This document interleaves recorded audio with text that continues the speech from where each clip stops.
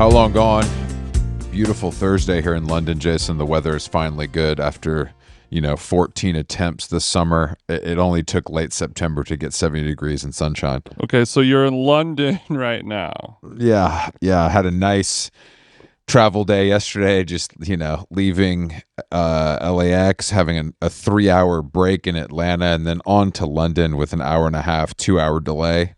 So I got in about noon. Local time, 1 o'clock local time. Jeez Louise, man. I feel. How's your body feeling? My body feels okay because I was able to work. The flight left at like 10:30 yesterday, so I was able to work out in the morning before, which I think is crucial. Is crucial for me. And I did drink, of course, a lot of water and had a relatively healthy meal. But the 3 hours in Atlanta, I'll tell you what, that Delta Lounge ain't the same, bro. That is some broke down ass shit. Feels like you're in like a downtown Marriott conference room every corner you turn. Not bad. Well, I saw a guy. I saw a guy that, I don't know, was probably 200 pounds overweight watching Trump live on Fox News, like drinking a Coca-Cola. Just felt like a real Atlanta experience. Those are my people. Okay. So was he watching Trump at a Bitcoin bar in Manhattan? No, I wish he was watching Trump with Red Scare. No, he was watching the Guttfeld show. Are you familiar with this guy? Yeah. I'm not really familiar with him. I know a little bit about it because when I was staying at the Edition Hotel in Times Square, it's really close to where Guttfeld films. It was the exact same thing as Watch What Happens Live audience, except everyone was like on a ventilator, waiting instead of it was instead of like a bunch of people filling like Pinot Noir inside of a Stanley mug. It was just people who are, sort of knocking on death's door, waiting to be wheeled in. Of course, to sort of grunt at Guttfeld. I know the type. Guttfeld is. I know that I believe it's his last name. His government last name. Yeah, it is. But my God. Yeah. How come no? Rupert Murdoch. Someone over at Fox got to be like, so are we married to the name? Yeah, are we married to your birth name? That's what I mean. It's such an unattractive word. I don't care if it's your name. Come up with something else.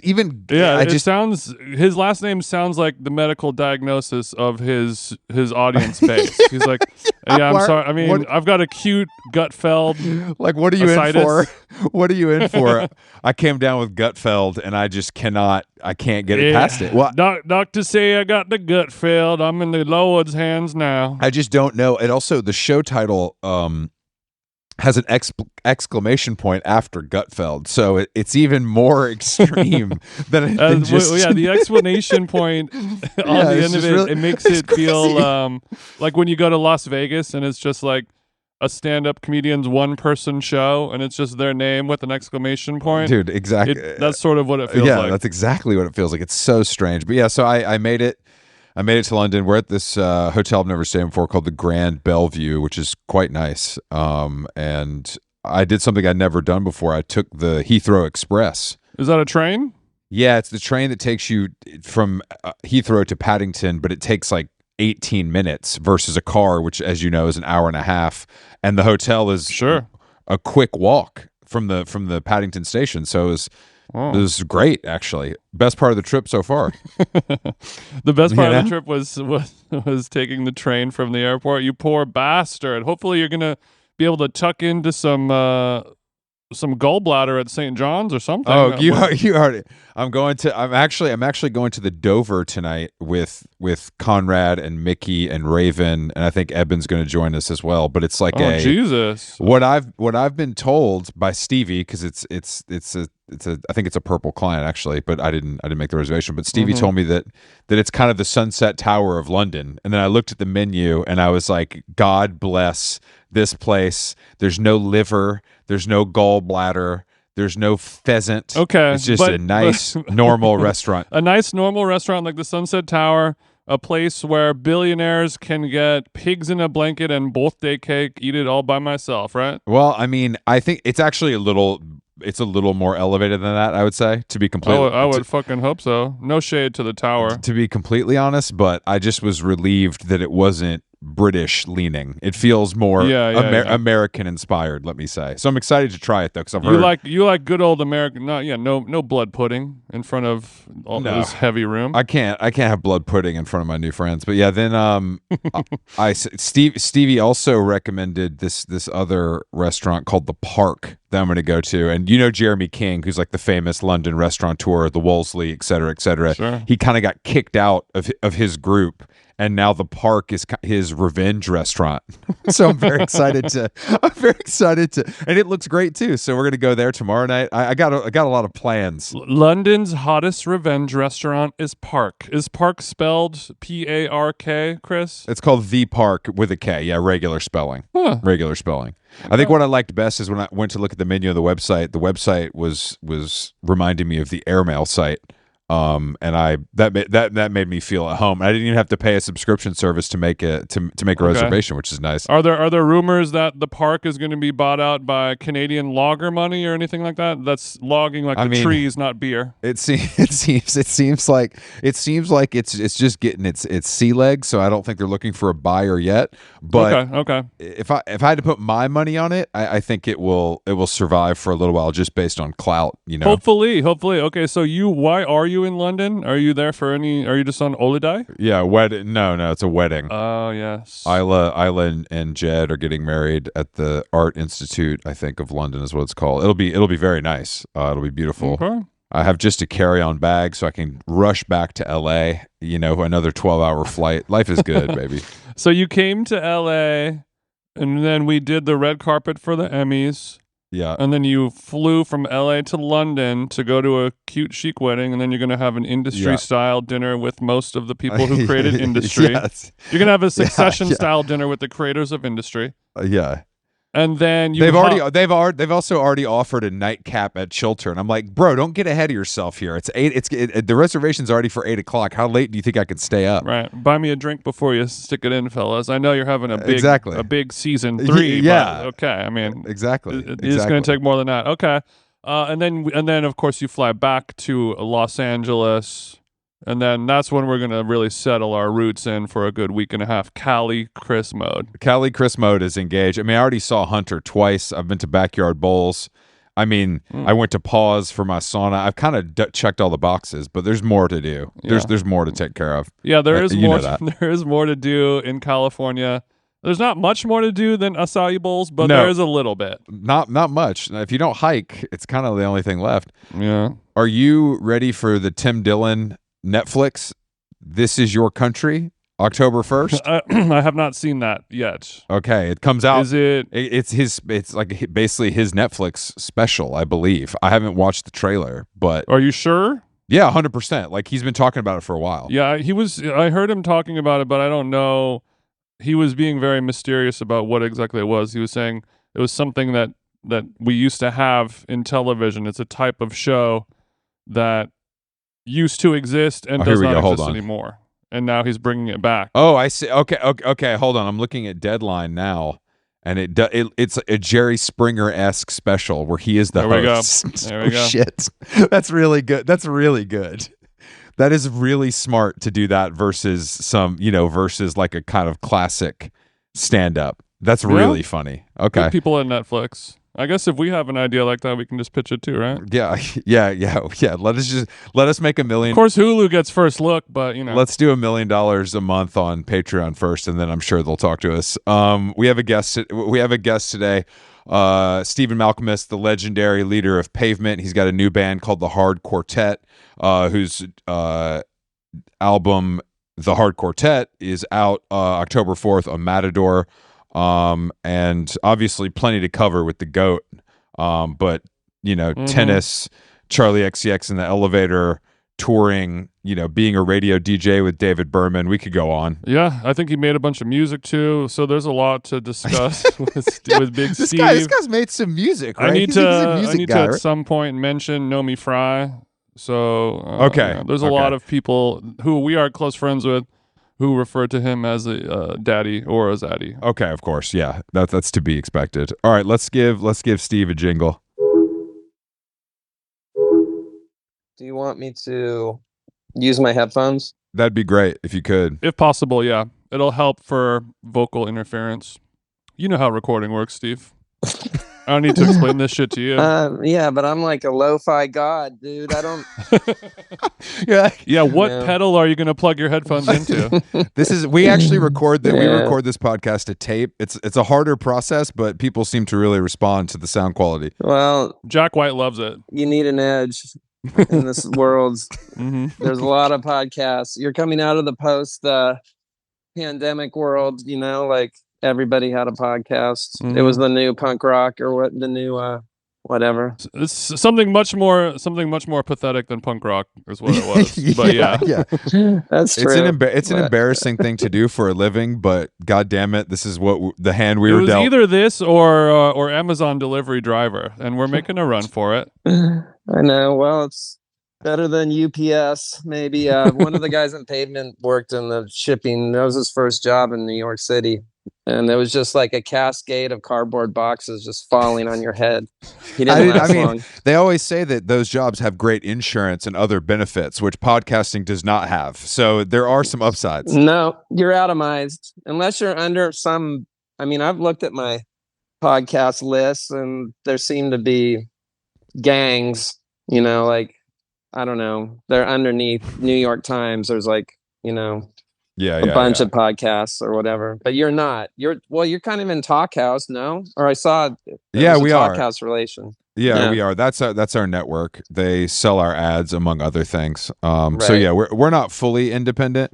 Yeah, we're on an indie just like you, Steve. Yeah. You got the distribution of the majors, but you people you have a modicum of cool or whatever. Yeah, we like to stay nimble in this current marketplace. You can relate to that. I know. That being said, if Joe Rogan calls, we're obviously going to pick up the phone and hear what he has to say. What's the top, like Spotify or something? I remember those guys are getting big deals with them. Was that just a cash grab that Spotify has since divested from podcasting, I would say, and now it's a little more spread out. I guess SiriusXM and Amazon just gave big deals. Serious? Yeah, Sirius gave Call Her Daddy. Are you serious? Are you serious? Mate, are you serious? Yeah, since we don't do video, the marketplace for us is a little different. Like all the big checks are being thrown out to quote unquote podcasts where it's just two people sitting in their garage with a green screen and like a can of Liquid Death doing dick pill ads. I see those guys. They're kind of like, you see those guys like the sex pest from Romania or whatever. Yes, that's exactly what they're like. You talking about Tate? Yeah. Don't talk about our king like that, brother, man. Come on. The Romanian sex pest sounds like an 80s wrestler to me, actually. Yeah, true. Yeah, actually, I was doing some research on your podcast appearances, and in terms of indie rock gods, you've done a lot of fucking pods, man. You kind of make the rounds. You seem to be a connoisseur, actually. Dude, I'm a talker. Mm-hmm. I can sell oil to... olive oil to Greeks. Okay. You can sell olive oil to Greeks. One thing about Steve, he's going to be talking all through the podcast, right? That's right. I'm loud and proud. No, I leave room. I leave room for you guys. I like to ask. I don't know if you ever do interviews, and then you get this feeling that the interviewer, like you ask the interviewer a question, and it kind of unnerves them. Or like, okay, let's move on. You know what I mean? But you guys aren't like that because you're like rock stars in your own right in a way. So I'm just saying, but I always find that sort of frustrating. Yeah, well, there's a difference between an interview and a conversation. And when interviewees have their 10 questions printed out and you go off of script, then smoke starts coming out of their ears and they don't know how to do not compute kind of thing. But don't worry, you could if all the questions you have prepared for us, you can throw them at us whenever you want. Yeah, we're easygoing. Yeah, we're cool with it, man. We're totally cool with it. Okay, good. I figured. I listened. I know. Okay, Shira told you to check it out. What episode did you listen to? Which one of your contemporaries did you? I skimmed through Johnny Marr. Mm-hmm. Okay, you did a Johnny Marr skim. Okay, You couldn't give us a full hour, Steve. You could give us a No, skim. there was one I heard before. I don't know if it was Foxygen or John Misty Father or something. Maybe it was. I can't. It was some L.A. guy. Father John Devendra Banhart. Because the other two you named have not done our show. Okay. Misty John Father has not done the show. It's definitely Johnny Marr because he's back. He's like in the news with it's a non-story. I but, know. He's got the trademark or whatever. He's got the Smiths trademark. I wouldn't call it a non-story. It's important information to guys like us. Yeah, yeah, exactly. Yeah. For a small people group who of aren't men. gay, but we would suck Morrissey's dick if we had to. You know, if we were trapped in a well or something. I hear you. Yeah, so much like Johnny Marr's solo career, you kind of skipped through it. I don't know much about that. I'm okay. I like his guitar playing and his influences. And the Smiths, my friend Jake from the band was talking about he was trying to get into the Smiths and he was listening to in his car with the window down and he like pulled up to a stop sign and like he looked to the left and there was this kind of like bro looking at him, and he's like, maybe I'm not the Smiths guy or something, He's like, I don't know. It's a hard sound to pull up next to like a big truck at a red light. Yeah. Kind of roll. Yeah, right. Bring that volume down a little bit. I love them. Like it's one of my top. But I feel like you find that when you're 13, and if you don't, it might not stick the same way. Tough thing to get into at 48. Steve, or can we call you Steve, or do you prefer Steven, or do you That's not care fine. either way? I don't care. Do you have any other street names we should be aware of? No, dude. When you're a Steve, you can't really. Yeah. You're just so norm or whatever. It's like life Steve as is Steve wasn't easy. Yeah. Life is Steve. I know it's been hard for you. There's Steve McQueen or something. We've always got him, but okay. I'm not gonna do this Dow of Steve bullshit. Okay. Big Steve. So Big Steve, I was watching a couple of your videos for the new record, and I noticed that you were wearing a trucker hat in both of them. It kind of looked like a red and white trucker hat, had a message on it. Mm-hmm. I couldn't make it out, but it reminded me of the Girls Gone Wild trucker hat. I have a feeling you weren't wearing that specific one, but No. could you walk me through your trucker hat, its story, and then your thoughts on Girls Gone Wild? Yeah. It was my 50th birthday, and we got a bunch of hookers, and they were putting those on my hand and dancing on my lap. Yeah, sure. No, you didn't have a choice. Sayulita. It was in Mexico. We stayed at a place for my 50th birthday, and I still have, I'm well beyond 50. So, and that day was really, my hair was too, I need a haircut. I needed a haircut desperately. So I had to, it goes out in a, looks like a balloon. Usually, Steve, when you have a music video shoot scheduled, you can kind of plan a haircut around that. Yeah, but it's good to do the haircut before the video instead of after. I know this was planned. Moving forward, there's a lot of people involved. Actually, our friend Jared rules. Directed those videos. He's great. Yeah, no, he's amazing. I mean, I was just thinking, what would a modern Keith Richards not wear? So I like that a lot. I wake up every day and kind of think the same thing when I'm putting on my kind of preppy clothes. Because he was so gorgeous in 1973 or something. There's nobody that I would have rather look like, and he had perfect hair, and he's just dazed and confused in this perfect wasted way. At least you've got the body. At least you've got the body for it. You know what I mean? Yeah, dude. We're both emaciated. Let's go. That's what I'm saying. That's what I mean. Yeah. Emaciated guitar virtuosos, but he has that spirit where he could walk down the street and then he's very close friends with a group of Rastas. You know what I mean? Like he'll dap up like three Jamaican dudes that he's close friends with. Do you have that same aura as well? No. Yeah. Not really. Who does? I knew the answer to that question, but I'm glad Jason asked. I mean, they went to Jamaica to record, and in the early 70s, probably, Island Records, Chris Blackwell. I don't know if we really want to get into nerdy music shit. A Pavement session in Jamaica. I think that would have really been something else. Pavement. I would have done it. I absolutely would have. there's also totally bougie Yeah, it's fucking nice. resorts that are more appropriate for for me, unfortunately. Yeah, I can. There's some blackout dates at Diplo's mansion, but I could squeeze you in if you're okay with a weekday. Yeah, I'm sure Wednesday through Friday is fine for you. Are you into? Does he have a place there too? My daughter saw him in Malibu, just 2 months ago. I guess he's everywhere. That's a bad sign. She saw him out in public, right? When you say he saw her, well, he talked to her. He asked her what her sound was and stuff. In so many words, her music sound and Okay. But your daughter's over 18. Yeah, she's a whopping 19. So it's all good. Yeah. Okay, yeah. I just wanted to clear that up. So it's all good. Don't worry, guys.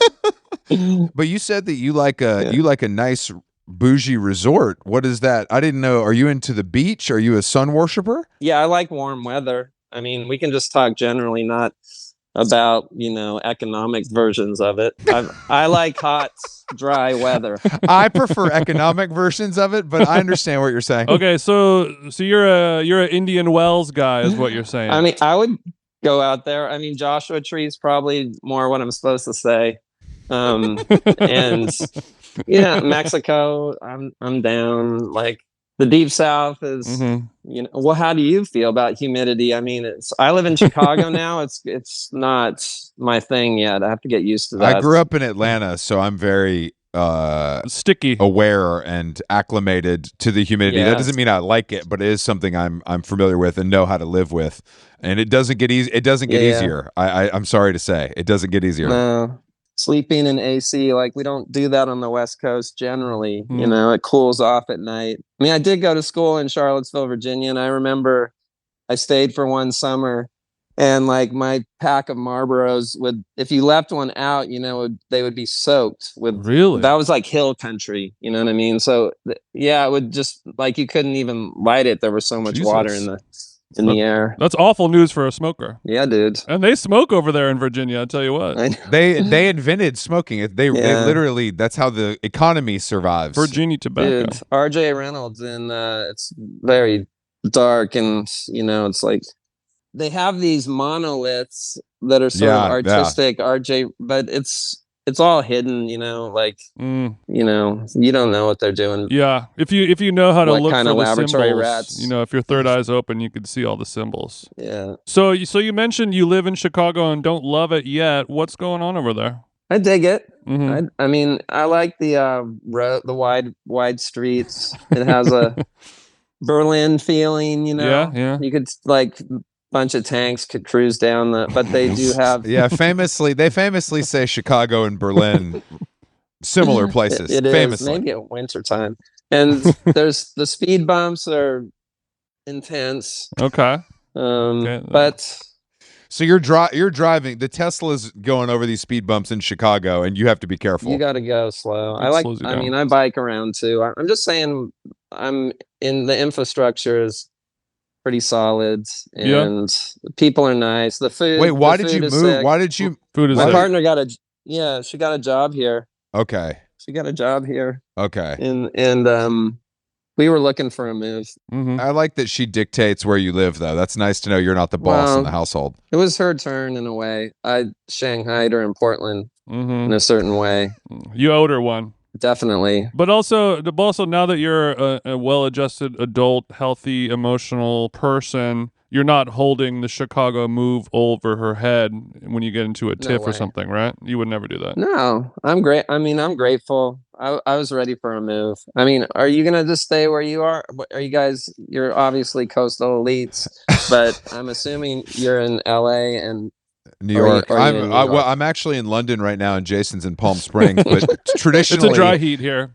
I am in New York, and Jason is in LA. But I'm also in New York. But I'm also in LA. But I don't know where else to live. I don't think I could go to a tertiary market. I have to be honest with you. I know Switzerland. There's Switzerland, Yeah. Okay, I'll look into Geneva as far as let's see what the GDP is over there before I make any moves. So center of the world. Why did you live in Berlin? Because it's also she's an artist. Okay. And she was like promoting her career, and we just wanted a change. And I was always curious about it too. I mean, I always like to visit there when I was on tour, and knew some people there. Just basic reasons like that. Mm-hmm. It's pretty awesome. I think it's cool. I think there's a chance that I could move somewhere else for a little while, but I don't know. I mean, I'm a Cali boy through and through. Orange County. It's just I need like suburbia to ground me. Like I guess. Where, like Newport Beach or something. I grew up in Huntington Beach. Okay. He wishes he lived in Newport Beach. Zooport.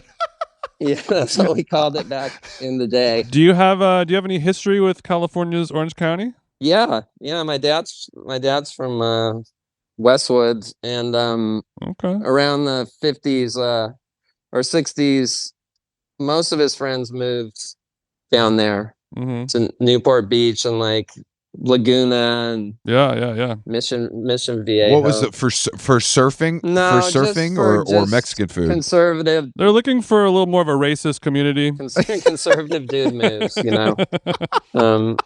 There was a big skateboarding conservative guy community there, and they wanted to kind of link up with those. I just wanted to escape the diversity of Los Angeles County into something a little more segregated. Westwood is so diverse, you know. I know. Dude. That's such a diverse community over there in Westwood. Westwood.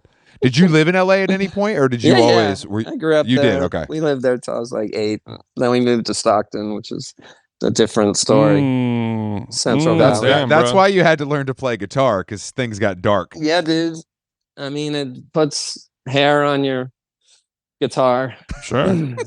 It's usually people go Stockton to LA. You went LA to Stockton. A little bit of a down step. Yeah, well, but it puts some hair in your balls. You learn how to fight. You learn how to fuck, etc. Someplace special. That was the Stockton's tag word. Their town t-shirts. motto.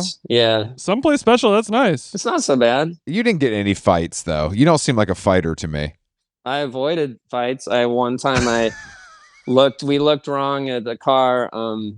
On the drag strip, you cruise and maybe go to Burger King see what everyone was doing, or go behind the 7-Eleven to score some PCP or whatever. Sure. And get a little PCP, finger bang, a little something. Yeah. Yeah, we're out. I'm back in the car. I'm on the way home. So I looked left or something, and I think I have this problem where I should be wearing glasses, and I think I tried to focus on these dudes, and then all of a sudden at the stoplight it was on, out of the car.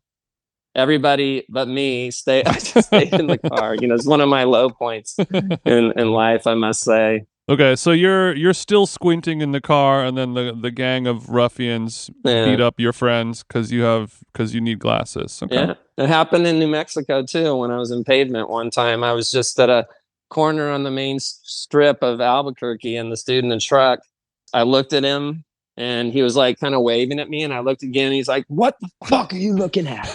And he pulled out halfway on his left turn, and like I was dodging him around, doing circles around the telephone pole, and he was trying to crush me. He was kind of meth. This is meth. Well, look, Albuquerque. So glasses are important. Glasses are important for your safety. Yeah, Albuquerque doesn't seem like a place where you would be accepted. I have to say, it's a tough crowd there. Yeah, we don't like your kind. Yeah, I go to Taos. Taos is more kind of. I like Taos. I like Taos too. Do you ski? Yeah, we went skiing there. Damn, bro. Yeah, I don't ski, which is my problem. But the place was amazing. We went when we got one of those epic passes one year, because children, it's only $1 for each of them. Okay. I don't know. This is for skiers. It's a pass where you can visit everywhere and ski for free 2 days. And this is really what you people want to hear about. But we went up there to you and your family were tearing up the slopes in Taos. Yeah, have you received any other discounts for skiing recently, Steven? No, dude. My parents would pay for it. That's it for now? No. Okay. That's a real bummer. So, Steve, I was perusing Twitter, and you used to be pretty prolific on there. You've kind of slowed down, as a lot of people have. But I like your tweet style. But There's a photo of the guy who tried to shoot Donald Trump in the golf course last week in the back of a police car, and a lot of people are sort of tagging you in that image. I'm sure you've seen this before. Why don't they say that it looks like Tony Hawk? Yeah. Tony should be getting some of this a little bit, right? Yeah, because he's more famous than me, and they say I look like him. And I haven't bothered to look, but I would not press on any. Now there's. With this X Twitter, there's this For You thing where it's like it's where all the terrible your id exists or something. But like if you press on one thing, like you see like a fish, like Fish the band or something. Now it thinks that I'm like huge Fish fan. It also thinks I'm into like Hegelian e-girls or something. It's like it only takes one. It's not a good model. It's the algorithm. It's too hype, right. Like it's too jacked, and it makes you not want to look at it. You're just like, this is so stupid. Well, to me, the For You algorithm, it's kind of like when you talk to somebody who really wants to stop drinking and get into smoking weed, but they get too paranoid and they freak out. And I tell them, you have to sort of push through that fear. You have to have a couple panic attacks, and then you got to push. You got to kind of get pushing. to the other side. You get above the clouds, and then suddenly you get this clarity. So I'm saying you stick through it. I think there are a lot of there's an e-girl account that just said Steve Malkmus mentioned us Thursday, September 19th at 9:24 a.m. They're all losing their shit. Right. Yeah. Fish Twitter, they're not paying too much attention, but I'm saying if you hone that a little bit, you can start being fed content.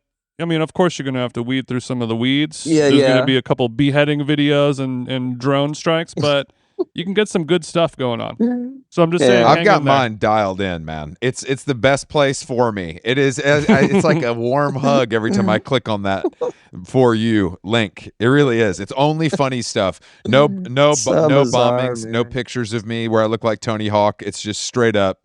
It's just straight up funny stuff. Yeah. I'm really into food and cooking. I have no videos of a guy chopping onions or anything like that. Yeah, that's good. Well, whenever we have Tony Hawk on the pod, we'll bring that up. Yes. But you guys have obviously met and taken a picture together, right? We haven't, but I'm like, I've been asked about it. Beyond this, and wow, that's actually crazy, because I assumed at some point you guys would have been at the X Games together. You know what I mean? Well, in the early 2000s. I have some friends in high places in the surf skate hierarchy. Who are you hanging out with from the skate world? If you don't mind dropping some names. I know a guy at Billabong too. Okay, you hook me up. That's right. Yeah, it's a intern at Billabong. But I just heard. All I'm saying is, I heard he's a real one. Like you never really know when you're so big and have so much to lose. By not being a real one, or that you probably I've always heard good aren't a real one, and we just don't know. I've always heard good reviews. I've always heard good reviews. I think he's a solid dude. I think he's in on the joke as well. I feel like he understands who he's supposed to be, which is a nice thing for people to do. Yeah, some self-awareness about that. And I think he's from Encinitas or something, so that's not easy to be. It's a big hill to climb. Completely rad. You're from Encinitas, in my opinion. I mean, you move there when you're rich and stuff and surf, but well, I guess speaking of people high up who have found success who are not real ones, any come to mind that you've crossed paths with where you're like, that guy's a fucking dickhead? God, music's not usually. People are pretty cool, I gotta say. Medvedev, anyone? Oh man, he was not kind to my wife when he had a practice session in Indian Wells, and we're a big team Medvedev fan.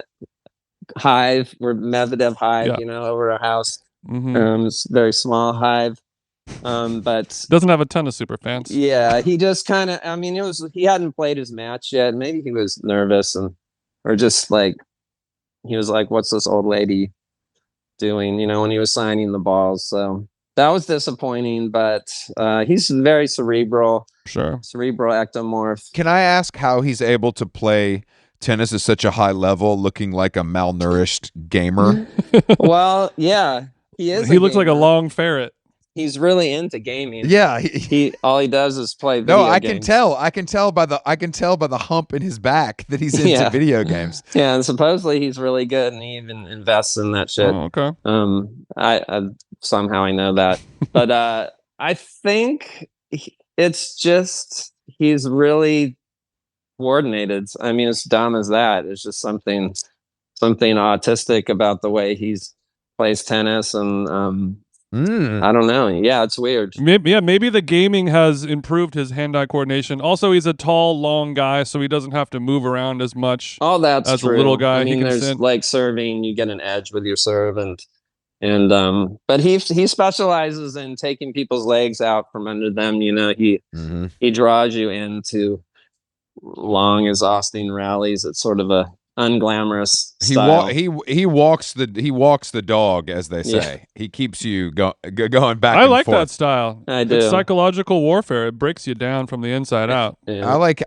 We're on this podcast. We're known Alcaraz haters because he looks like a Lego and he's just not fun to watch. And I have a feeling him like voting for the Democrats in a way, like when he makes it against Djokovic or something. You know, you're not like psyched at all, but like you're obviously not going to vote for Trump or whatever.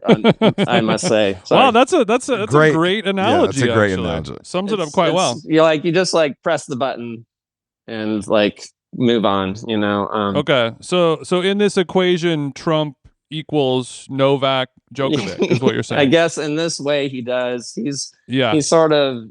I mean, he's just a mean old man. That's what we call him. You know, he's like cranky uncle, and he's funny too, and I have sympathy for him just being Serbian, and you know they're kind of the dogs of Europe, you know what I mean? So it's like I know people just I would feel sorry for him if he didn't have $100 million, you know, but it's a little tougher for me to have sympathy for the rich talented guy. I know. He got it out of the mud, Chris. He came out of the slums. Yeah. Didn't his parents own a pizzeria? I thought they were ski people or something. Like I might be wrong about that. Yannick Sinner was a great skier when he was young. Yeah, his little rich ass looks like a skier. Yeah, right. He's another scrawny dude. You know, actually, those legs there's not much on there.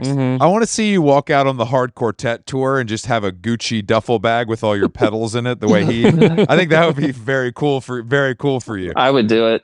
Matt Sweeney would be down too from the band. Yeah, I would like you to finish your second encore. The band takes a bow, and then somebody comes over and then quickly puts a giant Rolex presidential on your wrist for the post show wrap up.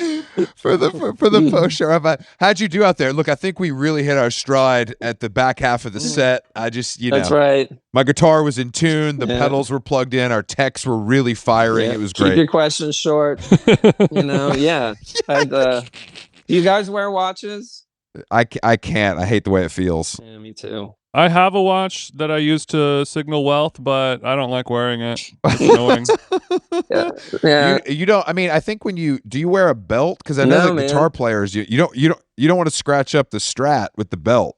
Yeah, I don't like it, and I just also travel. It feels like sometimes you have to take it off, and I like to travel just with no metal on me. You know, so okay.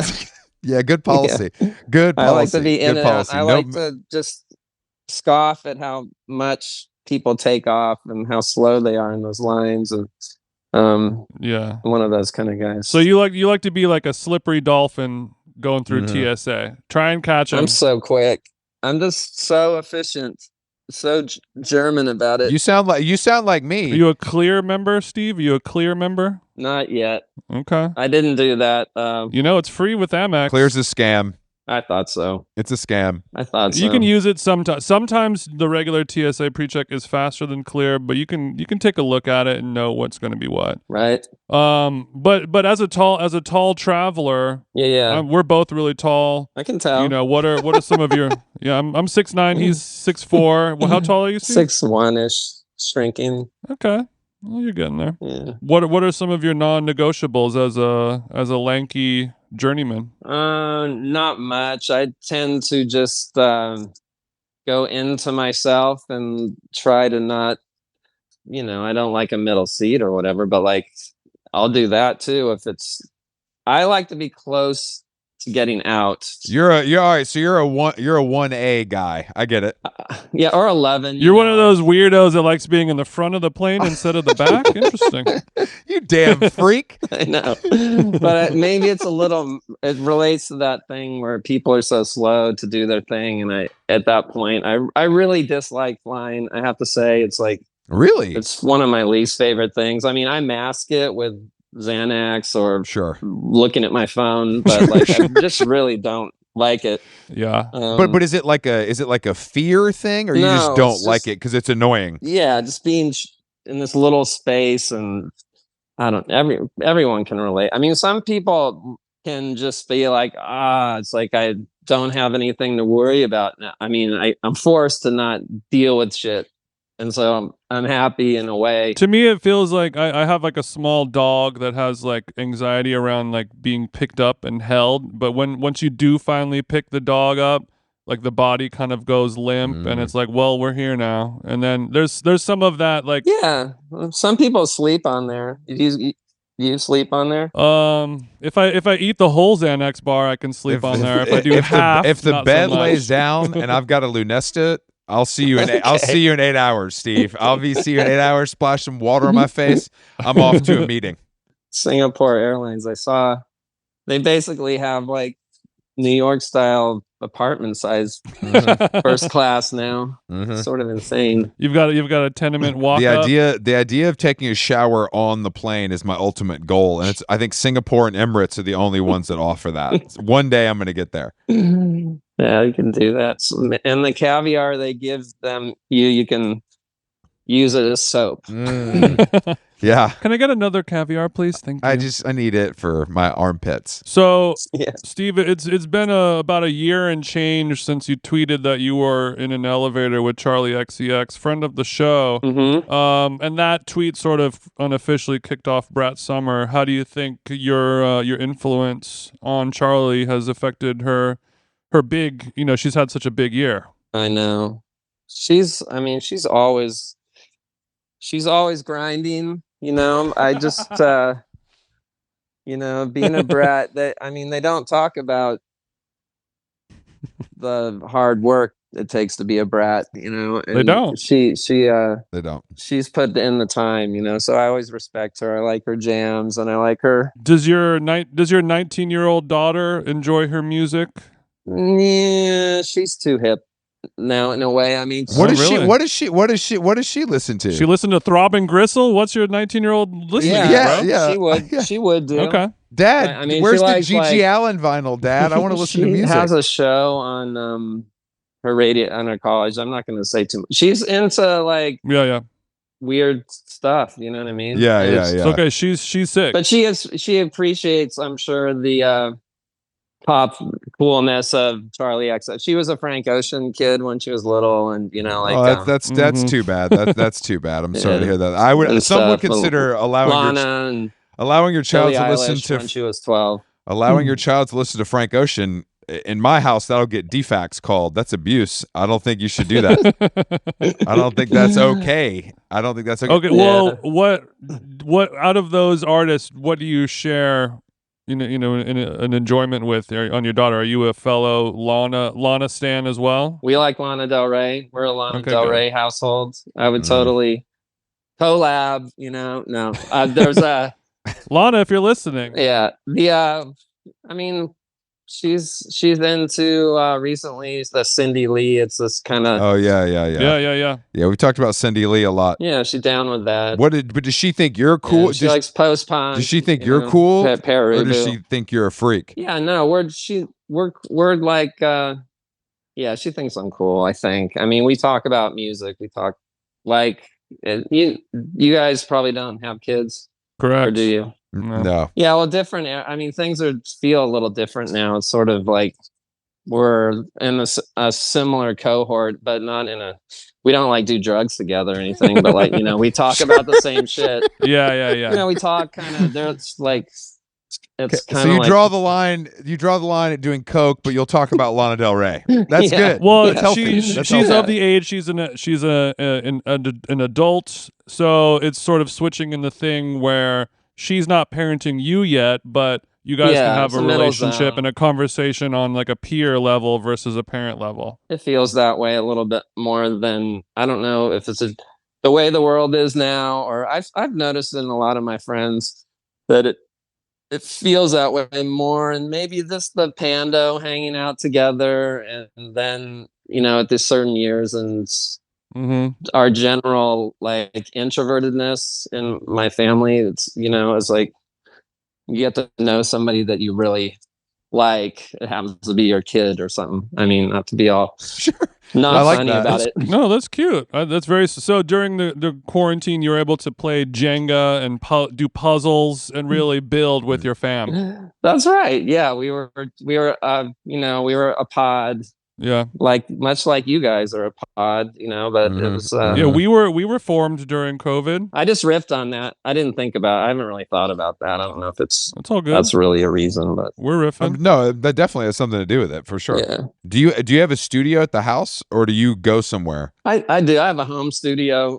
I mean, I did. I don't in Chicago, but yeah, I have just kind of like digital audio workstation, just that garbage that most people have. That and Sure. but when I'm making records, I definitely like to go and get inspired by different spaces and people that actually know what they're doing, and stuff like that. I mean, thank God, because I feel like the home recording thing has gone too far. If I was in a band and I need to make music, I would want to go somewhere cool to do that. I do not want to do that at my own house. I don't understand. Yeah. I mean, the ease of you can it. do it once or twice. You can do it but it starts to close in. I made some soundtrack music in there. I made this, I call it like a digital audio workstation album called Groove Deny. But like I was like, no way I want to go through that again. Because it's, yeah, you're already there in your house, and there's enough going on there. That's what I mean. It seems more distracting. Obviously, it's a better price than going to Electric Lady for 3 months. But otherwise, I feel like the vibe could be off. Yeah, that's the reason people do it, of course, and that's a good thing that a lot of the stuff is affordable. Well, the problem is though it's lowered the bar too low, and that's why we have too much music, and most of it is bad. That's the problem.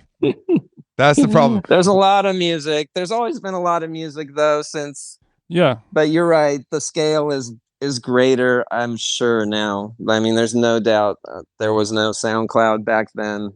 But there was like a time when we called things like landfill indie in the 90s. It was sort of a term for just stuff that no one will ever, they'll be picking through for like scraps. Can you name a couple of those bands as examples, please? Not really. I'm not, Everclear, Cracker. No, it feels like it's like a post grunge when the labels would sign anything that was like 4 guys from the West Coast with guitars. Yeah. That's what I imagine. Yeah. Which there was a lot. There's a lot of stuff that we've never even, I'm sure, that never saw the light of day. Yeah. Maybe it was an English term though, like they're very good at making cool disses, That's true. Like they invented shoegaze is they're the best. Not a bad one, but or like bands that were called Soap Dodgers or something, like that was a scene also. I heard a new one. Kind of hairy dudes. I heard a new one yesterday. I was skimming the Jesus and Mary Chain book. Oh, cool. Jim refers to himself as a knobby no mates. as a young guy with no friends, which I really liked, and then I ran it by no mates, and then I ran it by a British friend, and she was like, "Oh yeah, that's a thing." I had never heard that one before. I really liked it. Me neither. Might be Scottish. The Brits are too good like that. They're too good like that. Yeah. So on this show, Stephen, we often ask people like you, maybe about some monetary regrets they have as far as syncing and licensing their music goes. How much money have you left on the table? Not that much. We don't get very many offers, and I almost always say yes. So I can't. I don't leave much on the table with that. I never had maybe that's paradoxical, but for like what my values are supposed to be, that's okay. Like I haven't been asked to do anything that seemed any worse than anything else, you know.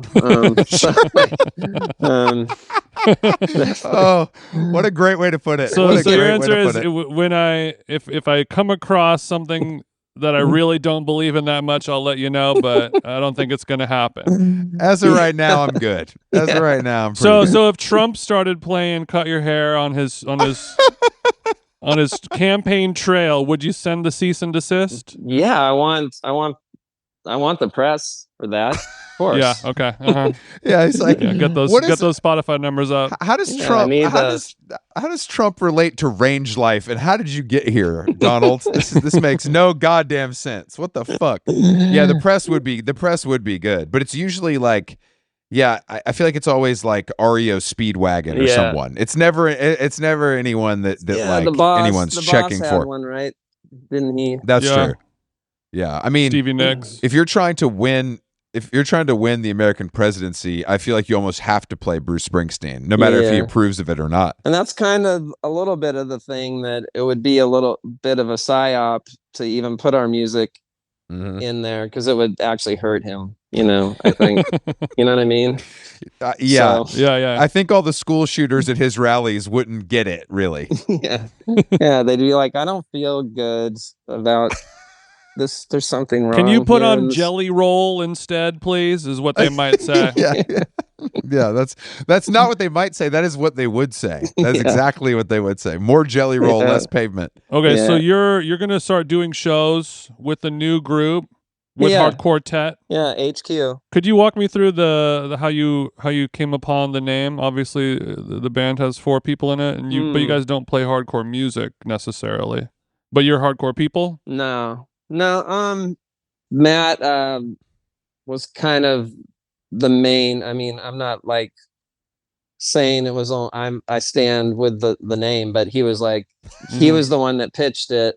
When sometimes I would say something like, you know, Hards, do you ever think about like, you know, dicks or anything? He's like, I never thought of that. No, I mean, I was literally gonna say, I thought it might be the Hard Quartet presented by Blue Chew or something like that. Yeah, but you're saying that's not the case. No, so I was like, oh, maybe that's just saying something about me. When you're naming a product or something, there's that one guy in the ad agency. He's like, well, I hate to say it, but you know, anyway, that comes to mind. You know, I'm gonna I don't want to be that guy, but this does remind me of Coming. Just to let you know. That's right.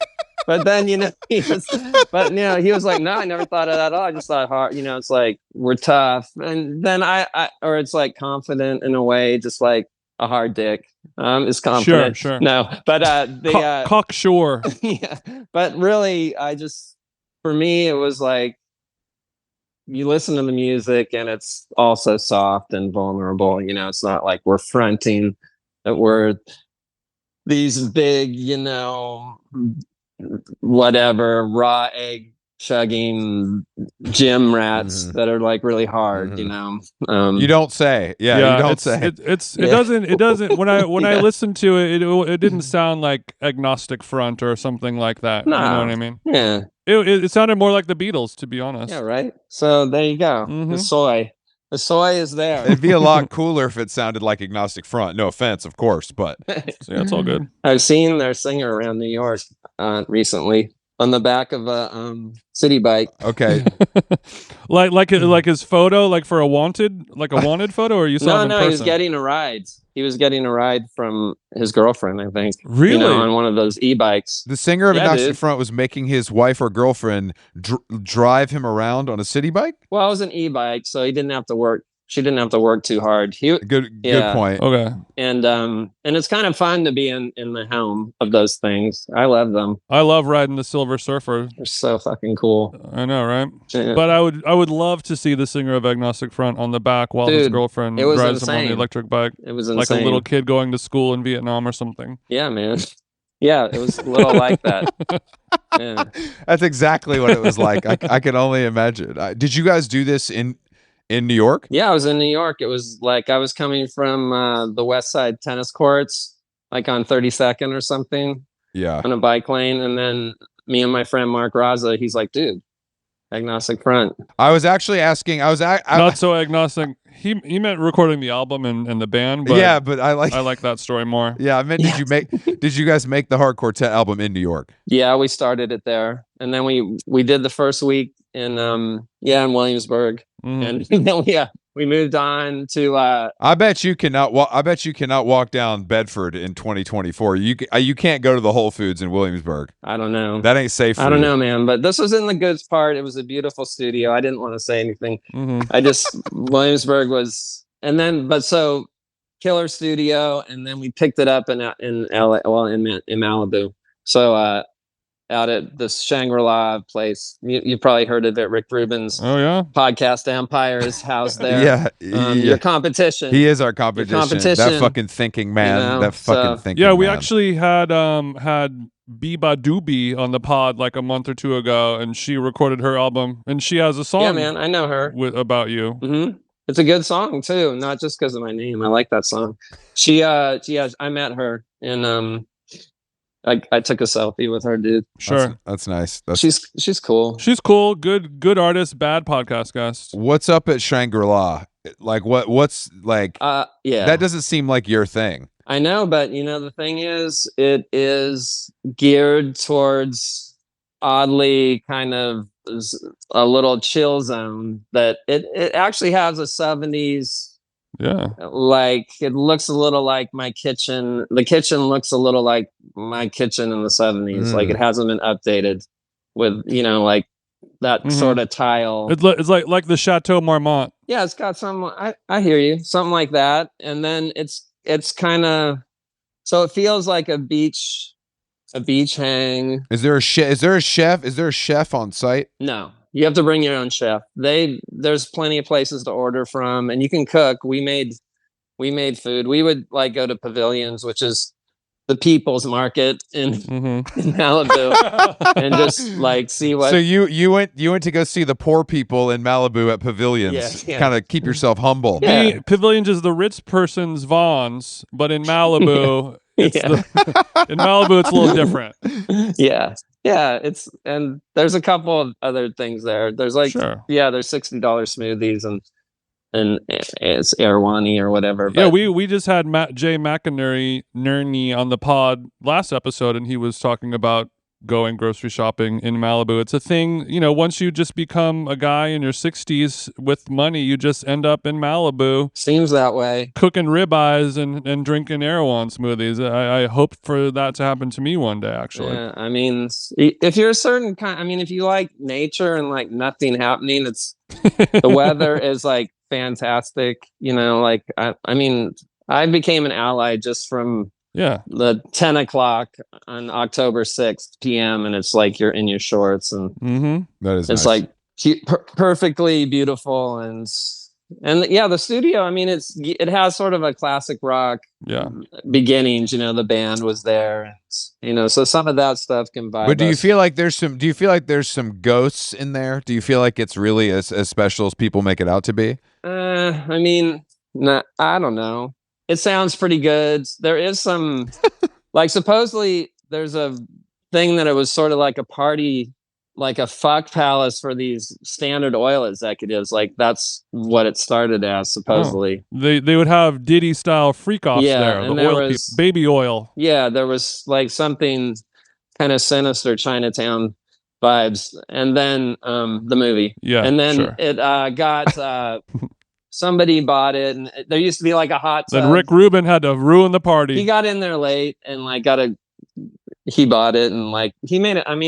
I like it. I would never. Yeah, I can't see anyone complaining about it. You get the invite to Shangri-La, you got to take it. I don't care who you are. Yeah. But Matt's done so much stuff with him, right? Matt's done a session work there. He was the one that was able to like found out the time and stuff and make it happen for us. So I was blessed. It is like a vacation. I brought my family there for a day or two. You know what I mean? It's like a workcation. Yeah, just try to keep Diplo away from your daughters, and you'll be okay over there in Malibu, right? She knows.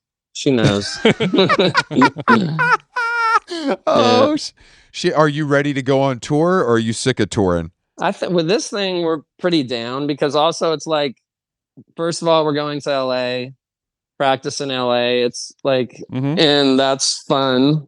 And I like to visit. I love to visit LA. LA is fun. And then we're going to New York, ton of friends there, and we're going to London. So like, it doesn't feel like, it feels very bi-coastal elite of you, actually, Steve. Yeah, it's like a way to start. But we're doing everything after that. We're going to places like Chicago, and and I'm up for it. So yeah, I'm pretty. I mean, it's a new thing. I'll come see you in LA. It sounds cool. You're at the Belasco. I think you're at Webster Hall in New York. We did a show there last year, actually. Yeah, man. We might do one this year. Who knows? How's your shows? What do you do in your shows? We just be funny. For LA and New York, we try to find like our most funny, famous comedian kind of friend to come up and just dance around and stuff. But yeah, we'll bring somebody up, have a convo, and then just tell stories and stuff like that. We're lucky that people show up and come because no, dude, you guys are funny. It's no doubt. I can see why. We've done some cool stuff with musicians actually that like worked out. We did Newport Folk Festival.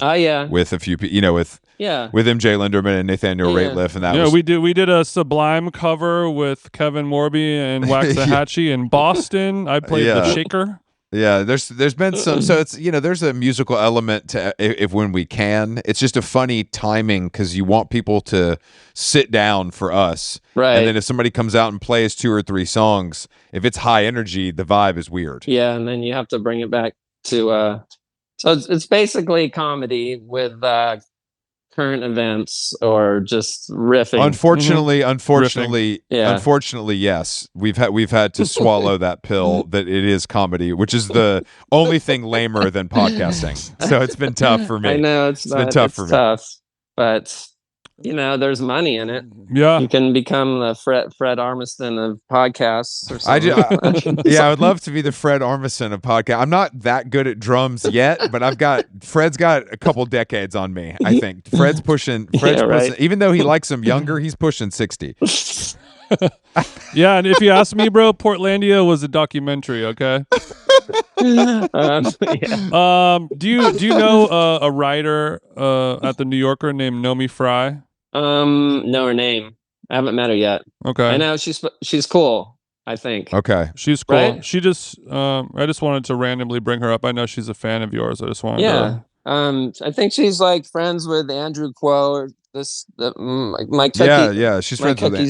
Got bros, Are you a hoops bro too? I've become more of a tennis guy, but I do like basketball. Such a jock. You've really kept this, just quiet enough. Yeah, I mean, I don't watch games. You don't watch games. You play, but them. I just sort of follow it. Yeah, I follow it. Do you have a nasty wet jumper yourself? No. Or my dad played for like Harvard Westlake when he was a kid. He was good. They won the Division A titles and stuff when he was a young. But this is like 1958. Wow, sure, that was a while ago. Boy. Yeah, he John West or West. He was John Wooden fan and UCLA. Sure, the heyday. UCLA proud, which was a great thing. Lou Alcindor and Mike Bibby, tons of good. Actually, he didn't play for them, but. Yeah, it was cool. Sick. Cool. So I liked college basketball when I was a kid, but less now, I guess. What about you? Do you guys have time for that stuff? Oh, I definitely have time for it. I'm just not into it. I watch tennis, yeah, for sure. But like, basketball's fun to go to, but like all these fucking dorks talking about stats in a group chat, I just can't care about that. Yeah, that's all right. You don't need to. I guess if I gambled, yeah, tennis is. Do you gamble? Tennis is aesthetically. No, it's legal everywhere now, though. Don't you know? Don't you know? I was just reading about or listening to a tennis podcast, and they were talking about how BetUS is totally embedded in tennis. And I have friends that do tennis betting where they, you can bet like the second sets, like the odds are always changing. I mean, who wants to get into that spiral? Plus I saw Uncut Gems. I don't want that to happen to me. Yeah, that's a bad way to go. That's a bad way to go. Yeah, so I don't want to get in my head that way, for gambling. Yeah, when you're betting on who's gonna do the over under on the second set for the women's doubles qualifier in Cincinnati. A challenger event. You got to look at yourself in the mirror. South Carolina. Yeah, I have a friend of ours who's like a betting bookie kind of guy, and he's like, you're down bad when you're like checking out women's lacrosse college semifinals on ESPN Ocho, just getting a little action for it. Yeah, it's degenerate. It's degen. We don't do degen on this side. Steven, thank you for joining us on How Long Gone. It was a pleasure. Right on. It was sick as hell, man. We're very stoked. The Hard Quartet album comes out October 4th, correct? Yep. Okay. Not and I'm long. sure there's on Matador. I'm sure there's some vinyl available on the Matador store. I'm sure virgin vinyl. Uncut virgin vinyl, brother. Uncut virgin. We don't do colors. We just do uncut. All right. And then you guys are going on tour. Yeah. And through the next year, just a couple of opening dates we talked about, and we'll see you in 2025 if anyone's interested. All right, let's get a shrimp cocktail over at the Ralph Lauren in Chicago, the only good restaurant there. We'll see you soon. Gene and Georgetti's. Okay. All right. Good to see you, bro. We appreciate it. Thank you. No problem. Later.